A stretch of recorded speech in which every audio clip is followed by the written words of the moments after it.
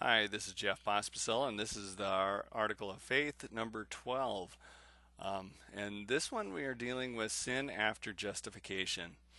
And again, this is just part of my weekly devotions looking at the core doctrines of the United Methodist Church. One of the things I like this subject today because it's one I've often struggled with, and I've been somewhat of two minds. One is that Christians should not sin after justification, and then upon failing, thinking that, well, maybe it's just inevitable. Maybe, and so just even, and this doesn't delve all the way into that subject, but it does give a glimpse of how God sees it and then the church's response. So, why don't we get into it? So, this is from the Methodist Episcopal tradition, and it says, not every sin willingly committed after justification is the sin against the Holy Ghost and unpardonable. Wherefore, the grant of repentance is not to be denied to such as fall into sin after justification. You know, First of all, what I notice is, at least with this, the article of religion one, is that it separates between this here is what God's response is, and this here is what our response is as a church body towards somebody that sins after justification. Um, then the so that helped me a little bit knowing that what is my part or as part of the church and what is God's part. Um, it says not every sin willingly committed. Um, One of the most helpful documents I've read concerning sin was uh, John Wesley wrote this account of Christian perfection, and he makes it very clear Christian perfection is not sinless perfection. He says no matter what, you're still going to be prone to human mistakes and errors that, although they are not willingly committed, they're still subject to God's judgment. That he's not going to just dismiss them because they were mistakes. But this is talking about sins willingly committed. And he also talks in that same document about those outward sins and inward sin.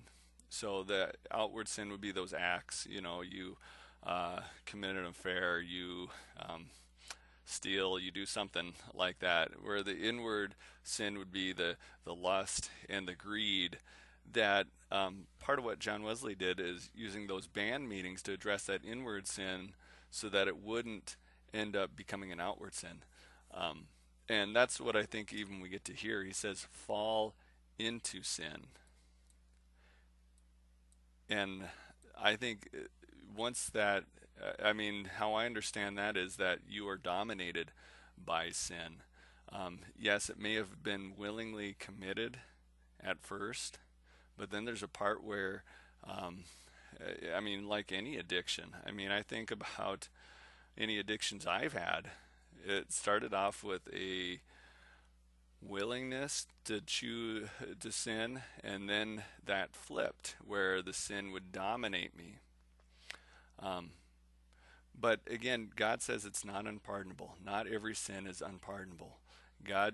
So you are um, you are not to be condemned, no matter how bad you willingly sin.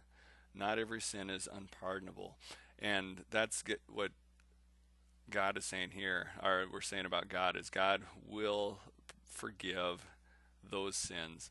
And for the church, it's to grant repentance, um, be able to allow people to restore, to acknowledge that if God is going to pardon it, the church needs to as well.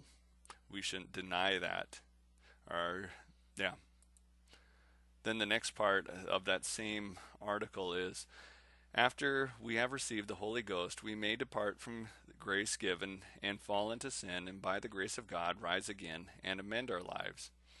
And therefore they are to be condemned who say they can no more sin as long as they live here, or deny the place of forgiveness to such as truly repent.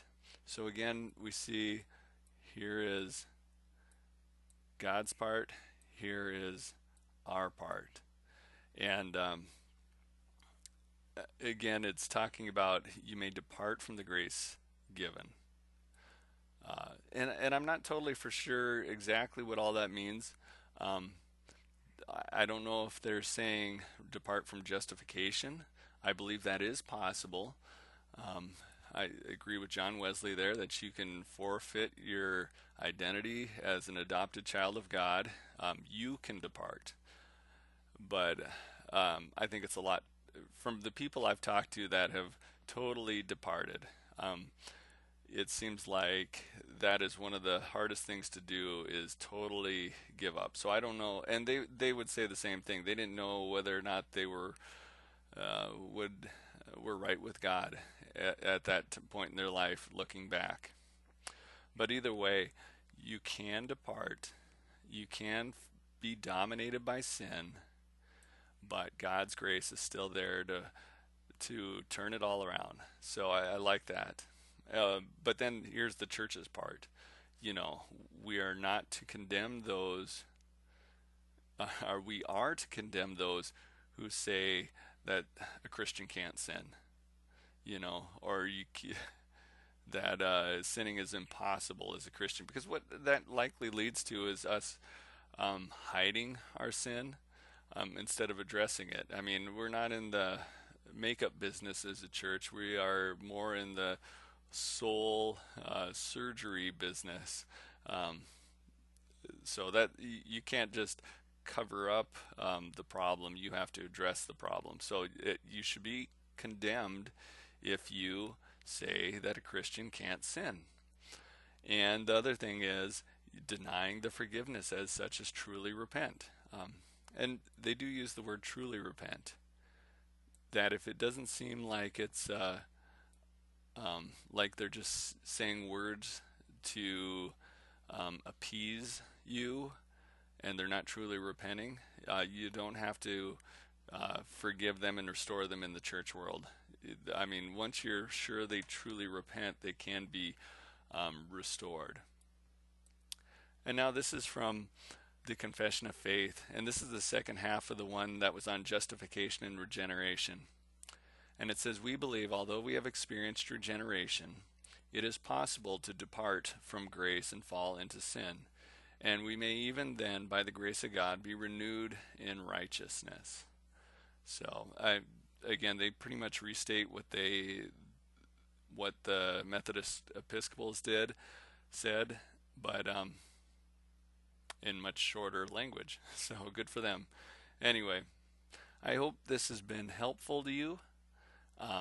And it is a good topic to wrestle with in your own life. How you treat yourself, how you view yourself when you fall into sin, or the sin that you experience inwardly, as well as those around you as they struggle with sin as well. So, have a good week.